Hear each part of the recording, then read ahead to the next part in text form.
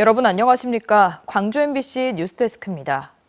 내란 우두머리 혐의로 공수처에 체포된 윤석열 대통령의 궤변은 지금도 계속되고 있습니다. 시민들은 분노하며 윤석열 대통령의 신속 파면을 강력히 요구하고 있습니다. 박종호 기자가 보도합니다.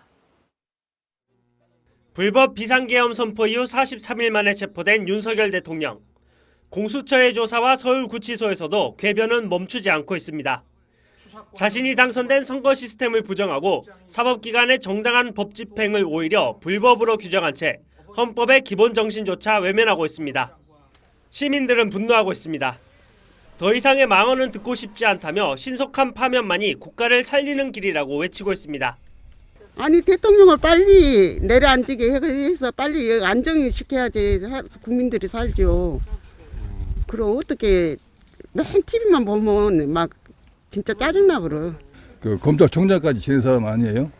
근데 법을 자기가 지키겠다고 해놓고 완전히 법을 무시하고 좀 행동하고 있거든. 말도 그렇고 행동도 그렇고. 그래서 한 국민으로서 너무나 실망스럽습니다. 내란 우두머리 피의자를 하루빨리 파면시키고 침체된 경제 등 민생 회복에 나서야 한다고 입을 모았습니다.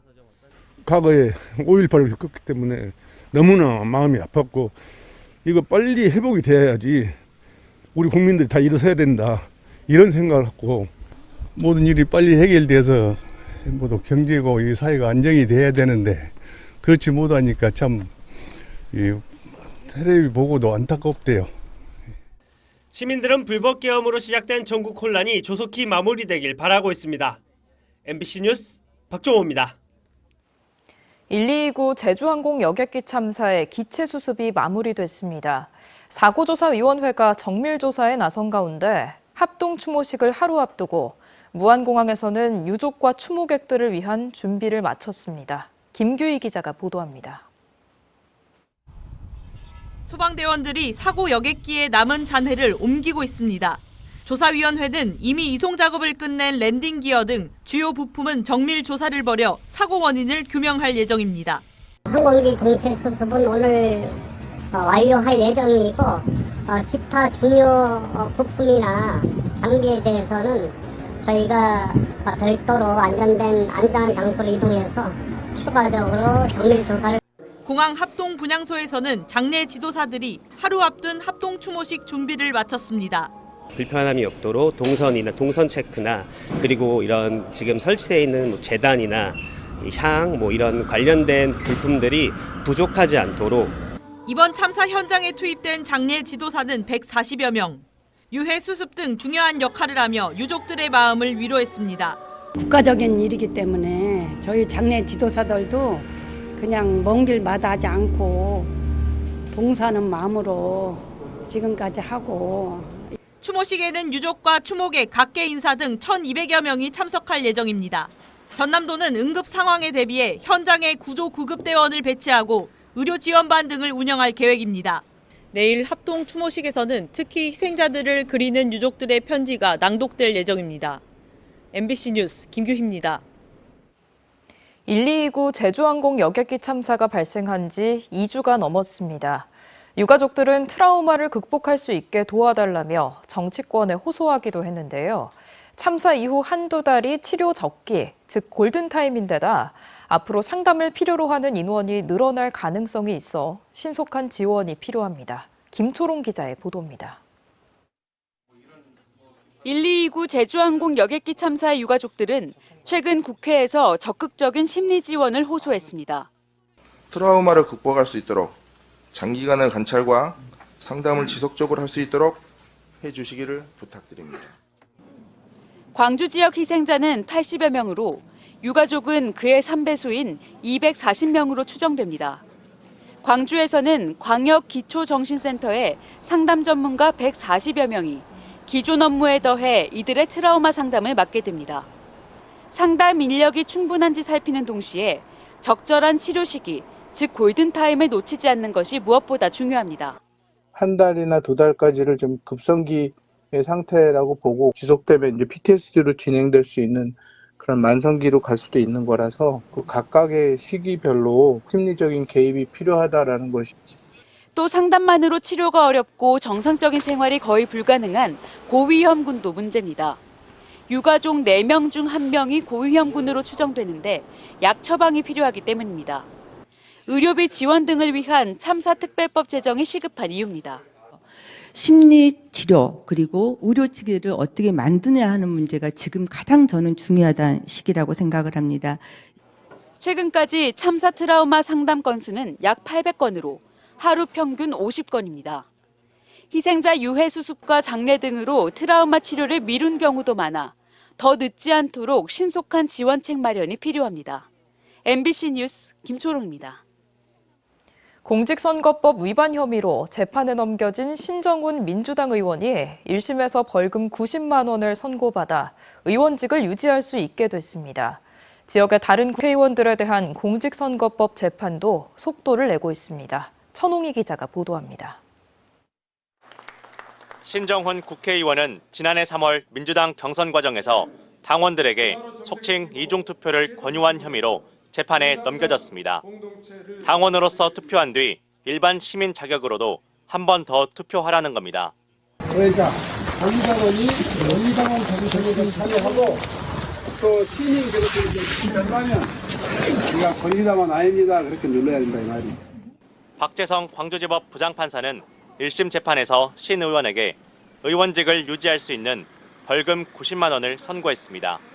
재판부는 무의식 중에 한 말이라는 신 의원의 주장은 받아들이지 않으면서도 해당 발언을 들은 시민의 수가 20여 명으로 적은 만큼 선거 결과에 미친 영향은 거의 없었을 것으로 판단했습니다. 또한 이중투표 권유가 언론 보도로 알려진 뒤에도 국민들이 신 의원을 뽑은 만큼 국민의 선택을 존중할 필요가 있어 당선 무효형을 선고하지 않는다고 판결했습니다. 판결 직후 기자들과 만난 신 의원은 재판 결과를 받아들인다고 말했습니다. 정치인으로서 법원에 서는 것 자체가 부끄럽고 또 죄송스러운 이야기죠. 충분히 겸허히 받아들입니다. 벌금 500만 원을 구형했던 검찰은 항소 여부를 검토하겠다고 밝혔습니다. 한편 공직선거법 위반 혐의를 받고 있는 다른 광주 전남 국회의원과 관계자들에 대한 재판도 이어집니다. 자체 여론조사 결과를 SNS에 공표한 김문수 의원은 최근 1심에서 벌금 90만 원을 선고받았지만 이에 불복한 검찰이 항소장을 제출했습니다. 불법 전화 홍보방을 운영한 혐의 등으로 기소된 안도걸, 정준호 의원 등에 대해서도 재판이 진행 중이고 선거 비용을 초과해 사용한 혐의를 받는 박균택 의원 선거 캠프 회계 책임자에 대해서는 다음 달에 선고가 이뤄집니다. 공직선거법 위반 사건 1심 재판은 6개월 이내에 마친다는 규정에 따라 법원도 재판에 속도를 내고 있습니다. MBC 뉴스 천홍희입니다. 여수 밤바다를 대표하는 원도심 지역의 쫑포 상가가 여수시 제1호 골목형 상점가로 지정됐습니다. 전통시장이나 상점가로 인정받기 어려웠던 음식점 위주의 골목 상권도 앞으로는 전통시장법에 따른 지원 대상에 포함돼 침체된 원도심의 상권 활성화가 기대됩니다. 최우식 기자가 보도합니다. 여수 원도심의 중심 상권인 해물 삼합거리와 남도 음식 특화거리가 있는 쫑포 상가는 여수의 대표적인 골목 상권입니다. 하지만 음식점 위주의 골목 상권이라 그동안 유통산업발전법에 따른 전통시장이나 상점가로는 지정받기 어려워 각종 정부와 지자체 지원에 사각지대였습니다. 지난 2023년 여수시 의회에서 골목형 상점가 지정 관련 조례를 제정했고 지난해 지정 기준을 크게 완화하는 개정안이 마련되면서 쫑포 상가가 여수시 제1호 골목형 상점가로 지정됐습니다. 쫑포 상가 골목형 상점가는 9,671제곱미터 면적에 97개의 점포가 있고 이제는 전통시장법에 따른 지원 대상에 포함돼 온누리 상품권 가맹점 등록이나 국도비 공모사업 응모도 가능해졌습니다. 업종과 밀집도 요건을 완화해 지역 실정에 맞게 만들어진 조례가 한몫을 했습니다. 중소벤처기업부나 또 지자체에서 실시하는 또 상권 컨설팅, 또 시설 현대화 사업 등에 지원할 수 있으며 골목형 상점가 지정으로 지역 내 소상공인 위기가 조금이라도 돌파되시길 바라는 마음에서 했습니다. 최근 전국적으로는 92개의 지자체가, 광주 전남에서는 광산구와 목포시가 이미 관련 조례를 제정해 지역의 골목 상권을 지원하고 있습니다. 앞으로 이들 골목형 상점가는 시설 현대화나 주차 환경 개선 사업, 안전관리와 전기요금, 컨설팅 지원, 특성화 시장 육성 사업 등에 나설 수 있어 침체된 원도심 상권을 살리는 새로운 구심점이 될 수 있습니다. 상인 대학이나 기존의 지원 사업 등에 응할 수 있는 역량을 직결하는 게 지금 현재로서 가장 시급한 사항인데요. 일단 작은 것부터 시작해서 문광형 시장 등 큰 사업을 도전할 수 있도록 더 노력하겠습니다. 현재 여수에서는 학동 선소 퓨전 음식거리와 여문, 중림, 소호상가 등 10군데 상권이 골목형 상점가 추가 지정을 추진하고 있습니다. MBC 뉴스 최우식입니다.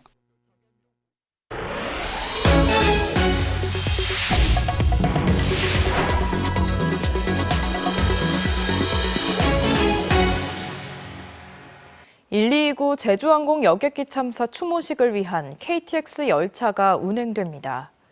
한국철도공사는 오는 18일 제주항공 참사 합동 추모식에 참석하는 유가족과 정부 관계자 등을 위해 서울에서 나주 구간 KTX를 상하행 각 1회 무료 운영한다고 밝혔습니다. 하행 열차는 오전 7시 45분 서울역에서 나주역까지 운행하며 나주역에서 무안공항까지는 무료 버스가 준비됩니다. 상행 열차는 오후 4시 나주역을 출발합니다.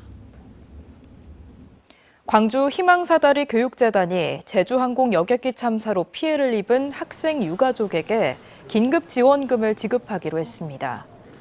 이번 참사로 인한 광주 지역 학생 유가족은 유치원과 초중고등학생 15명으로 재단 측은 이번 달 안으로 서류 등을 접수받아 다음 달까지 학생 1인당 250만 원을 지원할 계획입니다.